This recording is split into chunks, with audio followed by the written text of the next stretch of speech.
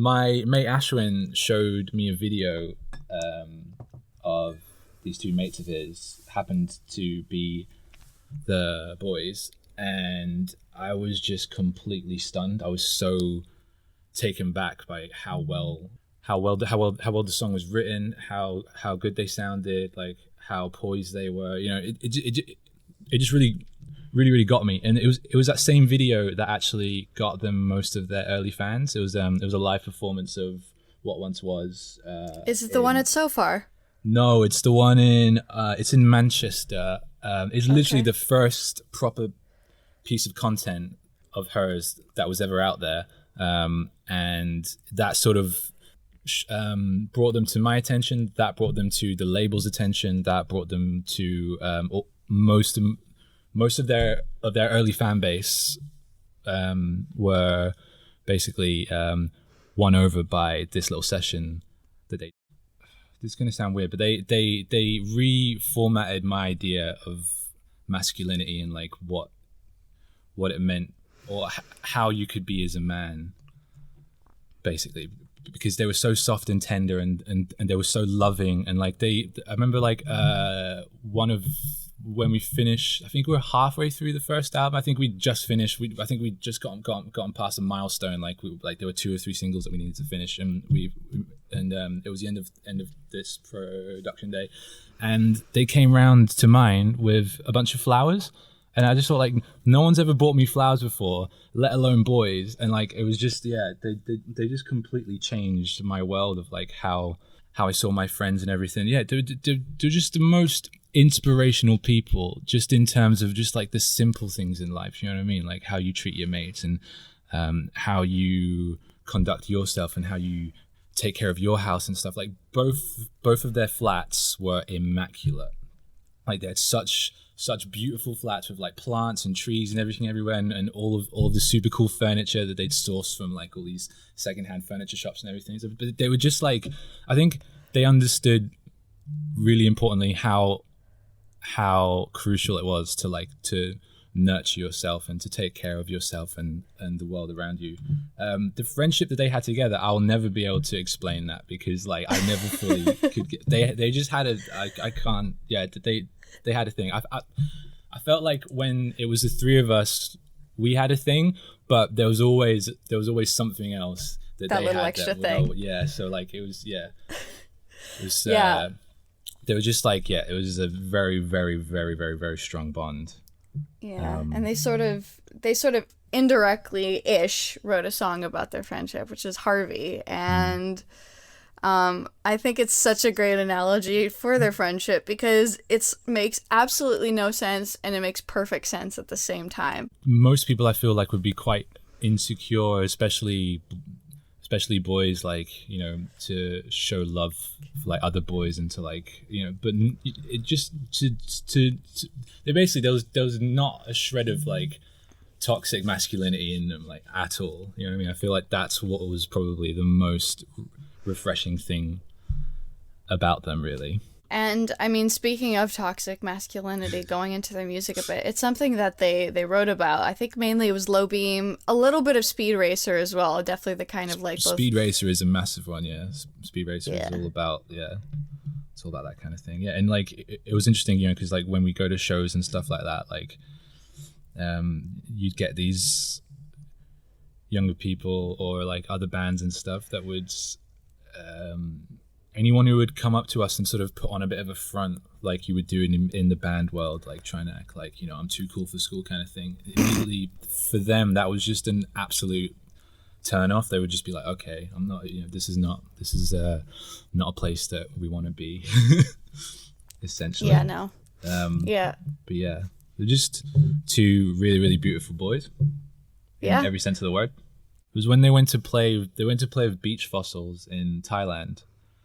And it was their first time going out to Far East and stuff, and like their tour guide took them to this market. It's a super famous market in Bangkok. I think Chatuchak Market, I think it's called. And like it's just like a dense jungle of shops, and like that sell everything. And Steve was like in the center of it, and found these green overalls, and it was like, I think it was like 35 degrees heat, and he was still trying them on, like completely sweating his ass off and everything. But yeah, he was committed to it.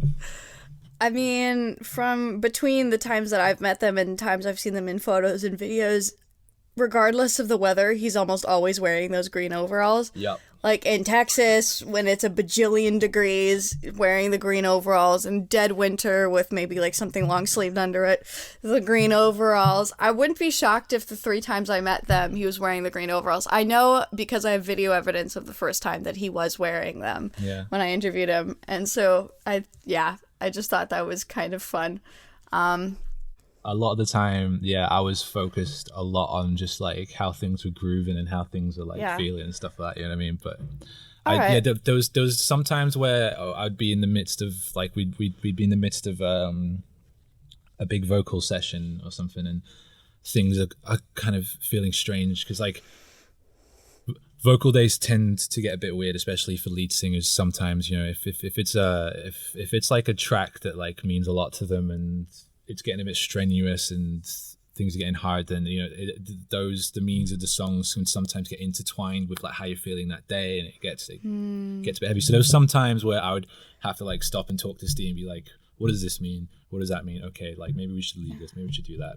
But a lot of the time was kind of just like whatever he's writing about is something that I don't necessarily need to fully know, because there was a lot of you know, he had so much depth. Like it was almost like some things he could only really put into lyrics, you know, like I feel like there was a lot of things that he felt and thought that really were only able to materialize in the way that he wanted if he did it through that medium. Steve did it a few times, but he would never do it in the same way. But he would play a Robbie Williams cover while Odin was setting something up. I forgot actually what Odin was doing. Odin actually had to do something, and Steve would play "She's the One" by Robbie, and he would tell everyone, he would say, "This is a song by my dad," and he wouldn't say who his dad was, and he'd just start playing it, and then I would just watch the whole crowd every single time just all look at each other like, wait, what? His dad's Robbie Williams? His dad's Robbie Williams? and he'd never clarify. He'd just finish and go like, cool, thanks dad, and then just finish the song and then just go into the next track.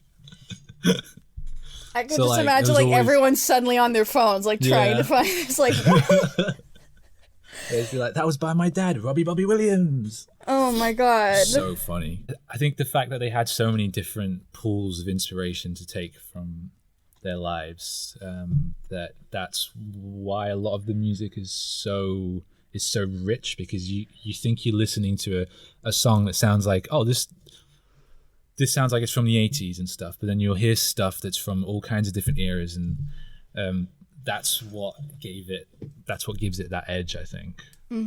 Yeah, like they've never sounded like they were pandering, which is really impressive.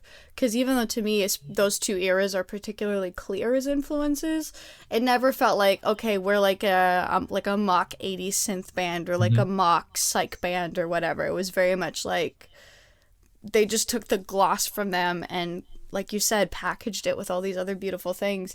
And interestingly enough, I mean, obviously their sound was very modern. I remember their label called it stylish at one point. But a lot of their audience was like Gen Z. So, you know, even though they are such old souls, they clearly really appeal to such a young group of people. What do you think, just maybe in your opinion, why do you think so many young people are drawn to them? Maybe I've always thought maybe it's had something to do with that sort of the redefining masculinity thing that I was alluding to earlier. Like maybe I could see something that to do with the fact that like Gen Z, Gen Z, I don't know, what do you call it, Z or Z? I feel like maybe it's something to do with that, because I know Gen Z is the sort of breaking down the expectations of sort of like people's souls split up and they get absorbed by other people in a way. I mean, I'm talking absolute.